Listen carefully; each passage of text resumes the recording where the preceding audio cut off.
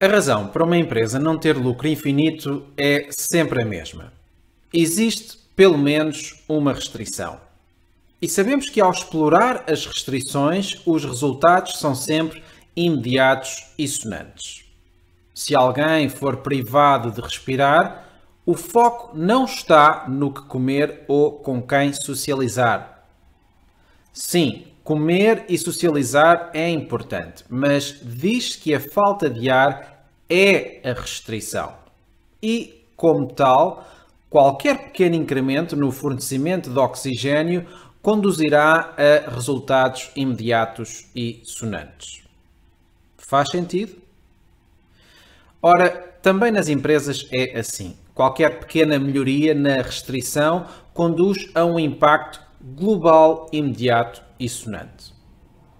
Concorda, por isso, que importa e muito começar por identificar as restrições? Veremos que as empresas que valorizam a distribution flow sabem de antemão que a restrição estratégica está na disponibilidade útil dos seus artigos e produtos. Mas será essa disponibilidade a única restrição que merece ser destacada? A resposta é não. Mas tiremos primeiro algumas distrações do caminho. Por exemplo, a política de preços até poderá ser vista como uma restrição, principalmente em mercados que apresentam uma forte sensibilidade ao mesmo.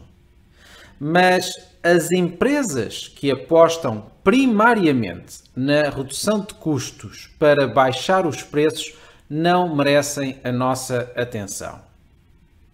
Quase sempre entram numa espiral onde tanto o mercado como os colaboradores ou os fornecedores saem prejudicados. Isto vai diretamente contra a razão da nossa existência, que é promover uma vida com mais significado a todos que interagem com a inércia MN. Sob a solução de Distribution Flow, assumimos também que a empresa não tem uma restrição ao nível da liquidez. Este cenário, nada desejável, não tem nada de estratégico e outras soluções devem antes, por isso, ser consideradas. Um caso menos dramático é quando a restrição está no Open to Buy, que é o orçamento disponível para comprar aquilo que se espera vender num futuro próximo. E há poucas dúvidas que o número de clientes é sempre muito inferior ao número de potenciais clientes. Ou seja, a capacidade de se fazer muito mais dinheiro está limitada pelo mercado coberto pela empresa e isso é também uma restrição. Finalmente, sabemos que o espaço também costuma ser uma restrição, porque se mais área houvesse, mais artigos poderiam ser comercializados e mais negócio gerado. Eis, por isso, uma pergunta muito incómoda. Em que se deve então focar a atenção da gestão? Na disponibilidade útil ou na cobertura de novos mercados, ou no espaço, ou no Open to Buy? Bem, o normal é distribuirmos o mal pelas aldeias, atuando aqui e ali. Ou seja, já reparou que a atenção da gestão é também uma enorme restrição? Life's a bitch and then we die, right? Então, que racional usar para priorizar os esforços? Bem, nós queremos dar primazia à restrição que nos permita estar em posse de uma decisiva vantagem competitiva, ou uma DCE.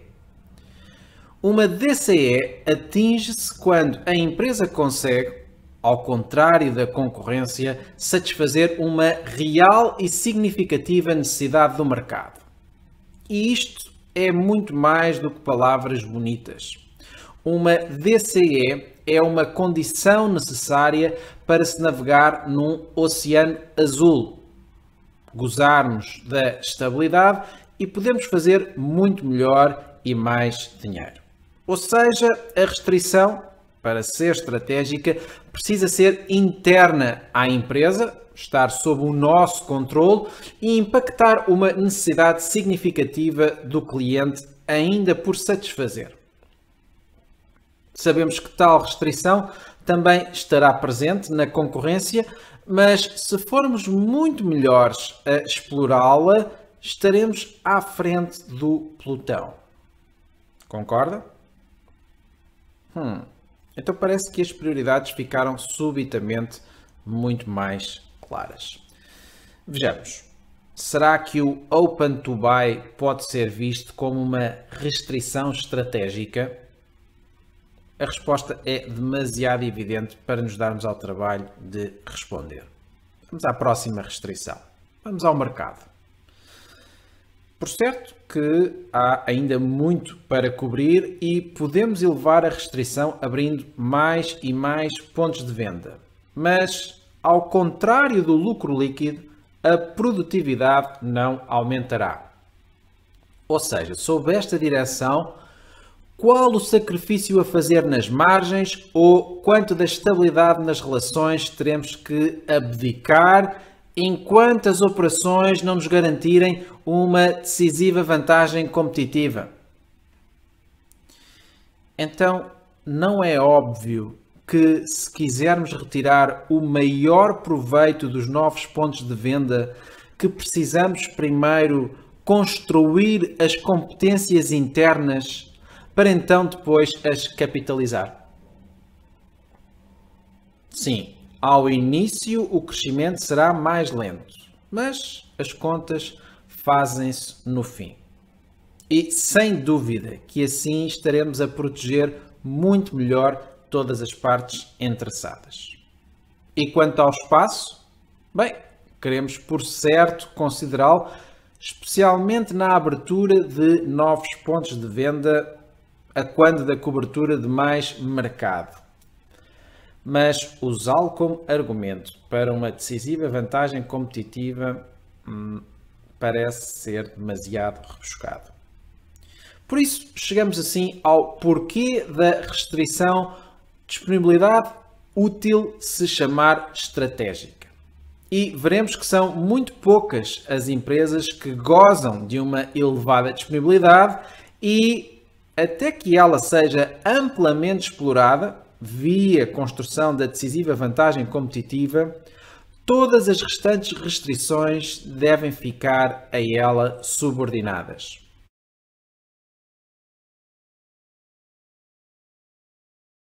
A solução Distribution Flow assenta na premissa de que a restrição de disponibilidade útil dos artigos e produtos comercializados deve ser explicitamente endereçada.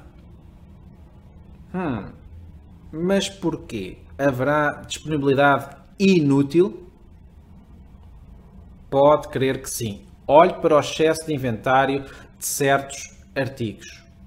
E porquê é que isto acontece? Porque, ainda que justificada, existe uma paranoia para nos salvaguardarmos dos stock outs. E essa paranoia é elevada porque o nível de serviço é simplesmente fraco. É assim que tendencialmente nos comportamos quando vamos às compras. E isto leva-nos diretamente à decisiva vantagem competitiva, que é, ao contrário da concorrência, a empresa consegue oferecer uma disponibilidade imediata, estando com isso a satisfazer uma necessidade básica do mercado, porque a tolerância de espera do mercado é zero. Ora, se conseguirmos satisfazer esta necessidade, qual será o impacto financeiro? Grande, certo? Estimado gestor ou gestora, se esta não é a sua realidade, não precisa ver e ouvir mais. Mas antes de entendermos como construir essa disponibilidade útil, vejamos primeiro as consequências positivas no caso de alcançarmos esse objetivo ambicioso. Por um lado, o retorno do inventário, ou a produtividade, aumenta duplamente, porque a margem bruta aumenta, porque há uma maior disponibilidade, e o inventário em sistema passa para metade. Veremos como. A estabilidade das relações também vai aumentar porque o fluxo e a produtividade aumentam, o que conduz sempre a estados de menor stress. Estudos mostram que a evolução da disponibilidade estagnou no tempo e que em Portugal situa-se nos 89,2%, ou seja, 89% é a probabilidade de sair com o artigo pretendido quando se desloca a um ponto de venda. 31% é a probabilidade de ficar sempre satisfeito nas 9 vezes que lá voltar. Sim, há os artigos substitutos que cumprem a sua função entre 42% e 47% dos casos, mas e os outros 55%? Não se pode, por isso, dizer que o nível de serviço prestado corresponde a uma elevada disponibilidade. Ou pode? Então, o que precisamos identificar é o ponto de causa para a baixa disponibilidade, mas apenas se os ganhos assim justificarem. A disponibilidade útil e a própria DCE serão atingidas apenas quando se gerar mais fluxo nos artigos comercializados. E, para isso, é preciso comprar melhor para se ter os produtos certos, na quantidade certa, à hora certa. Qual será então o impacto no negócio se conseguirmos esse milagre? Na verdade, acreditamos mais na lógica, pois é bem mais poderosa do que os milagres. Por exemplo, é de esperar que a percentagem de stockouts diminua. É de esperar que, comprando melhor, a razão para fazer grandes descontos diminua. E, em consequência, a percentagem dos COGS também. É também de esperar que o stock e o dinheiro empatado caia para metade. Por exemplo, certos slow movers não mais serão repostos, mas substituídos por outros que não sofrerão descontos e terão um maior fluxo. Façamos então uma análise de sensibilidade ao delta lucro líquido em função das seguintes variáveis. No eixo do X, temos a redução do desconto médio nos slow movers em X pontos percentuais, para uma base de 15%. No eixo do Y, temos a percentagem de stockouts nos high runners. E, embora não à vista, estamos também a contabilizar a percentagem de stockouts nos slow movers, que são 1,65 menos do que nos high runners. Sobre estas percentagens, temos que multiplicar ainda por 50%, porque nem todos os stockouts levam à perda de vendas, e o que o gráfico nos mostra são bandas de valores por cor em termos do lucro líquido a mais gerado, quando afetamos positivamente as variáveis referidas. Se considerarmos uma empresa que fatura 50 milhões de euros, apresenta um COGS de 60% e uma margem líquida de 5%, temos os seguintes resultados. O cenário mais conservador é dado pela bola branca, mas vejamos o valor esperado quando há uma redução de 4 pontos percentuais sobre o desconto médio. Isto equivale a fazer 5,4 milhões de euros mais face a uma baseline de 2 milhões e meio. E estamos a falar do lucro líquido adicional e depois de impostos. Uma variação na margem líquida de, se quisermos, 148%. Por isso, consideraria isto excelentes resultados? Eu considero e espero não ser o único. Em sua casa, quando é que tem falta de certos alimentos e de outros em excesso?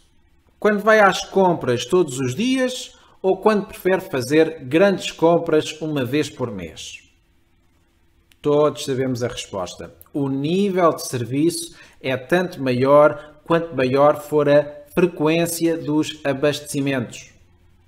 E quanto maior a frequência, menor o RLT, o tempo para reabastecimento. No limite, se o tempo para reabastecimento fosse zero, qual a quantidade de estoque que precisaria de armazenar? Se os artigos aparecessem num estalar de dedos, não seria necessário ter estoque. Então, talvez tenhamos aqui uma excelente moeda de troca. O facto de podermos trocar inventário por tempo. Sim, há negócios que já fazem reabastecimentos frequentes e ainda assim o nível de serviço não é extraordinário. Quer um exemplo? As farmácias. Mas não chega a reabastecer diariamente. É preciso fazê-lo com os artigos certos. Deixemos este ponto para mais tarde. Concorda que, regra geral, se o tempo de reabastecimento diminuir, a disponibilidade útil aumenta? Ou seja, menos stockouts, menos slow movers, menos inventário, melhor nível de serviço? Em suma, qualquer ação que promova mais fluxo aos seus artigos traz muito valor à sociedade. As demais ações trazem desperdício. Bem, temos más notícias, porque certas políticas que faziam sentido deixaram de fazer, mas a inércia tomou conta e esquecemos de nos readaptar. Quase todos os sistemas de logística baseiam-se em regras do tipo min-max, com vista a um lote económico, no pressuposto que, deste modo, os custos diminuem e as eficiências aumentam. Mas daqui saem vários efeitos negativos. Mais estoque em sistema, mais stockouts e mais stress. Vejamos então porquê. Sempre que esperamos pelo nível mínimo de estoque para colocar uma nova encomenda, mediante um lote económico, estamos a entrar no mundo das previsões. Porque quando recebemos os produtos encomendados, nós não estamos a cobrir só as necessidades do dia a seguir à sua recepção. Nós estamos também a cobrir os dias, as semanas ou os meses seguintes. Agora, alguém sabe qual vai ser a procura nessa janela temporal? A menos que acreditemos em bolas de cristal, a resposta é não. Ou seja, o risco de criarmos slow movers e stockouts aumenta consideravelmente. E com isso, o stress. De onde é que vem então esta necessidade de agregar ordens? Por um lado, considera-se que colocar ordens diárias não é eficiente, sendo preferível fazer isso apenas quando se chega ao ponto de encomenda. Por outro lado, quando antigamente eram vendidos, por exemplo, 3 artigos do mesmo fornecedor, nós não sabíamos se o processo de reabastecimento iria ser feito apenas com 3 artigos, tornando, nesse caso, a viagem demasiado cara. A falta de informação global era, então, contornada com o lote económico, de modo a justificar essa viagem. Por exemplo, em vez de encomendar as tais 3 unidades, encomendaria 300 quando chegasse ao estoque mínimo. E aí a viagem tornava-se rentável. Mas o que é que nos impede hoje de usar a informação global disponível? Está preocupado com os custos de transporte. Nós também. Mas quem é que disse que os custos de transporte têm que subir? E mesmo que seja esse o caso, precisamos entender ainda se as vendas perdidas não são muito mais penalizadoras para o negócio. Ou seja, as contas têm sempre que ser feitas, mas até hoje ainda não vimos um único caso que não compensasse aumentar a frequência dos reabastecimentos dos artigos que realmente são necessários.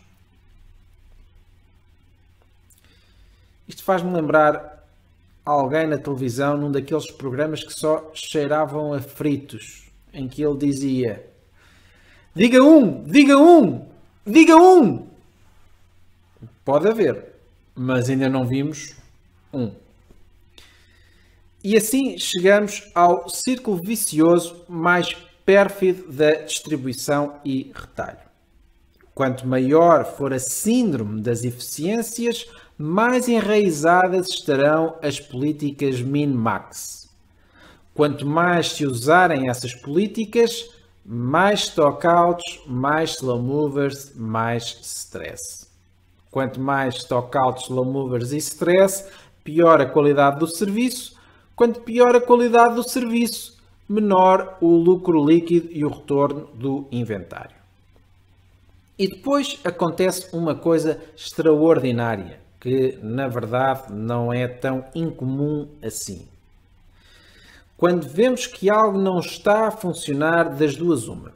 Ou mudamos de tática e fazemos quase o oposto do que fazíamos, ou então continuamos a insistir na mesma tecla, afirmando que o que estamos a fazer à data de hoje não é em quantidade suficiente. Ou seja, venha mais essa síndrome das eficiências.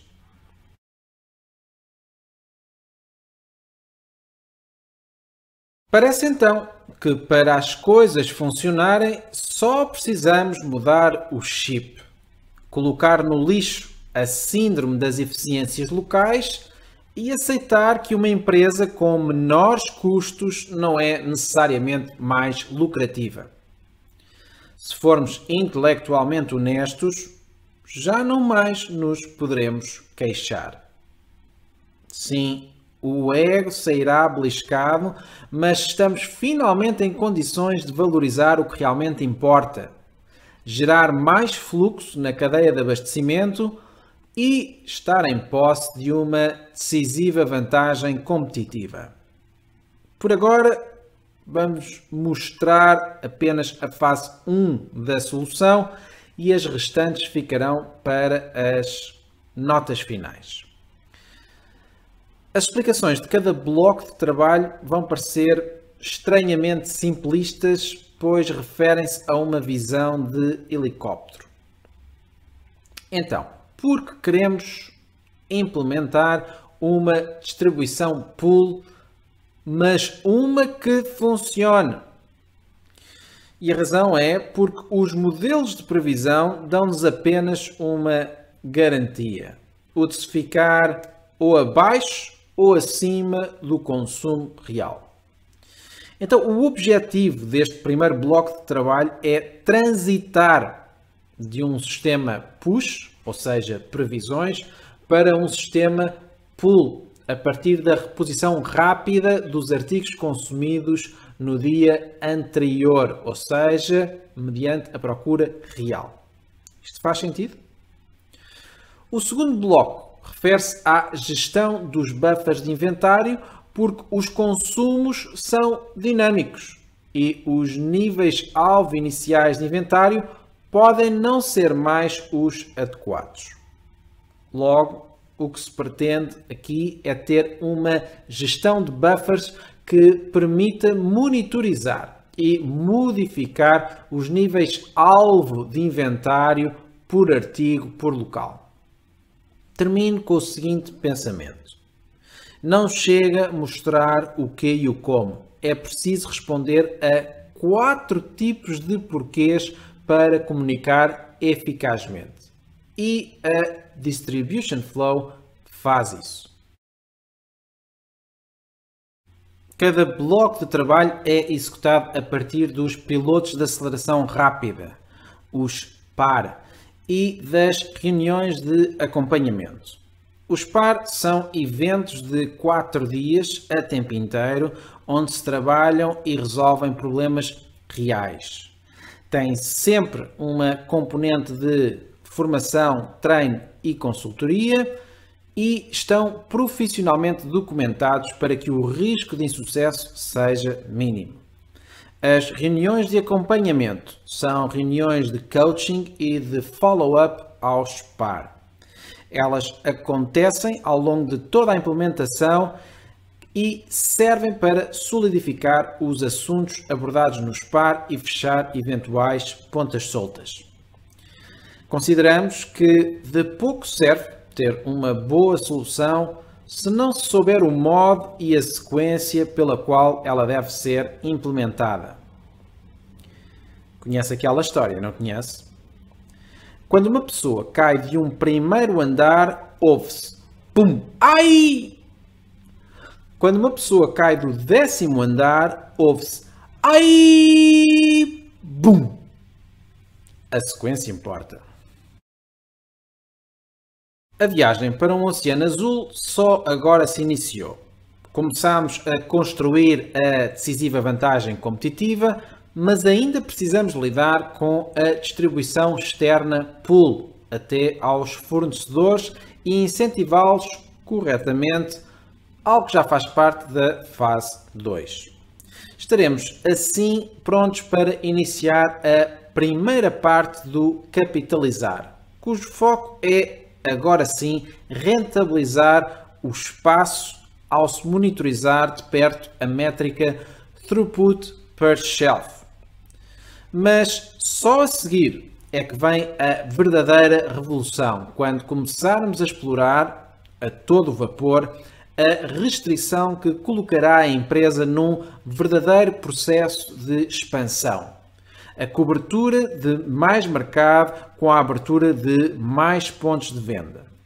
E isto corresponde à segunda parte do capitalizar a fase 4. E será que já terminamos? Eu penso que seria uma pena parar por aqui.